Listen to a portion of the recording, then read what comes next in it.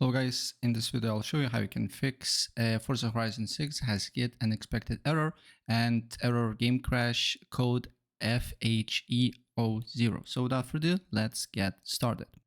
So if you have MSI, Afterburner, Riva Tuna or FPS counters, custom FPS counters, third-party FPS counters, just look for here MSI or Riva Tuna and then just completely close these apps because sometimes it blocking you from launching the Forza Horizon 6.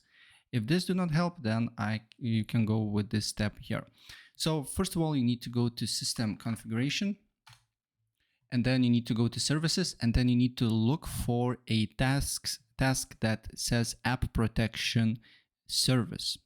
I don't have it on my PC, but it will be app protection service, and just disable and then press OK and restart your computer and look if the problem persists or not.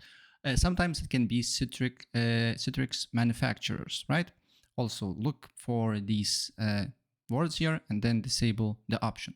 If still do not work, then I suggest to do here, probably you have that particular app on your computer.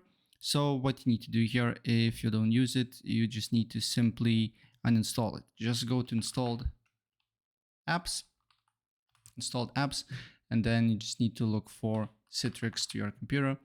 And then you just need to uninstall it and restart your computer. Look if the problem persists after that or not. Also, if you're experiencing this error here, try to disable all the peripherals, like if you have controllers or keyboards, just leave with your mouse and look if the game is running or not, because sometimes keyboards, other peripherals can cause you this problem here. So just disable and leave it with your mouse. And also make sure that you don't use any third-party softwares like Riva Tuner or MSI Afterburner or none of that. Just disable them completely, shut down completely, and look if the game is starting or not. And then you can enable them one by one and look what is causing the problem. So that's pretty much it. And if I help you out, please press like and subscribe for more. Take care. Bye.